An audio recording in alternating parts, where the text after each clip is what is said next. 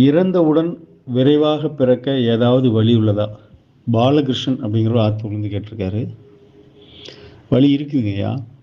நம்ம இறக்கும்போது என்ன ஆகும்னு கேட்டிங்கன்னா, வேகமா விஷுவலா நம்ம மண்டையில பதிவு பண்ணப்பட்டது எல்லாமே விஷுவலா தான் பதிவாயிருக்கும். ஒவ்வொரு எண்ணமும், சிந்தனை, செயல் எல்லாமே வந்து விஷுவலா படம் படமா பதிவாயிருக்கும். ஒரு லேயரா. அந்த மடிப்புகள் வேகமா கட கட கடன்னு ஓடும். ஒவ்வொரு பிக்சரா நம்ம மைண்ட்ல வந்து போயிட்டே இருக்கும் வேகமா. அப்ப டப்புன்னு உயிர் பிரியும்போது கடைசியா நம்ம எத பார்த்துட்டு போறோமோ, அதா தான் பொறப்போம்னு ஒரு ஐதீகம் இருக்குது. முன்னோர்கள் அத பத்தி ரிசர்ச் பண்ணவங்களும் சொல்லியிருக்காங்க. ஆன்மீகத்திலயும் அத நம்ம ஆராய்ச்சி பண்ணும்போது அது அப்படிதான் இருக்கு.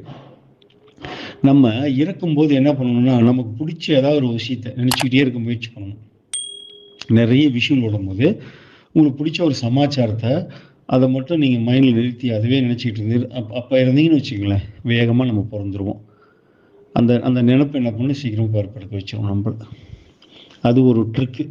ஆன்மீக ட்ரிக்கு. நம்ம முன்னாள் கிராமத்தில வந்து பெரியவங்கலாம் சொல்லியிருப்பாங்க.